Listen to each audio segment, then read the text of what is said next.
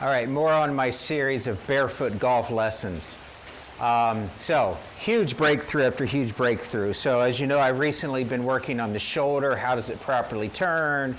Then I realized, oh, to turn the corner, to get those hips to go from here all the way around, which is turning the corner, for me, and I think most golfers, you've got to think about swaying the hips, getting a reverse K.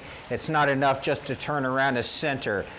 And then I saw Adam Scott from last week, and I noticed he was doing something I wasn't doing, which was getting that awesome tight. The elbow was coming down really tight against the body instead of sloppy out here. And I know enough now to know that that's because when you get a separated arm, that's because your upper body is to the right and your upper body isn't turning around enough. And so I knew that much, and then I realized, oh, I remember something. And coincidentally, Adam Scott has talked about this too, and he describes this movement from here to here as feeling as if it's more horizontal. And then I realized, so here's the big point from today. We talked about turning the corner with the hips. Now we're going to talk about turning the corner with the upper body, the shoulders. So it's turning two corners. If you can do that, I think you got it licked. So what I remembered is what most people will do wrong, like me, is in the initial downswing, transition, whatever, is our shoulders will dip. Our right shoulder will dip way to the downhill like this, and instead of turning around. Now another way of thinking about that is your left shoulder will come up instead of turning around. So to swing like Adam Scott and everyone else, that's good. Visualize out of the corner of your left eye, have your peripheral vision, this left shoulder turning around more. It's going to feel like it's turning this way horizontally instead of this way.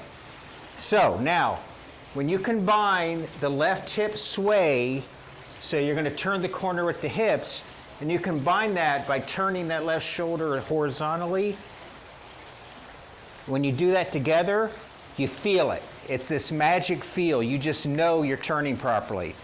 So, boom. And guess what happens? When you turn properly, that right elbow comes down perfectly like that.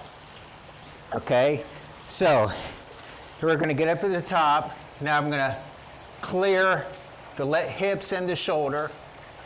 Boom. See what happens to that right elbow? Boom. Boom. Boom. Boom. Now, I've always neglected this part. I've been really good at, people say I have fast hips. What they're meaning is, I can clear the hips, but then my upper body's always been lagging. Because I'm afraid, I had this imaginary glass wall. I was afraid to turn past it as a flipper. I was always a flipper. So I wanted to hit at the ball. And the thought of turning was something my brain didn't want to do. So, work on these two things. Work on turning the hips, turning the corner with the hips by swaying to the left. And at the same time, clear that left shoulder out of your peripheral vision from here to here. And when you do those two together, oh! So, it's going to feel like something you've never achieved before.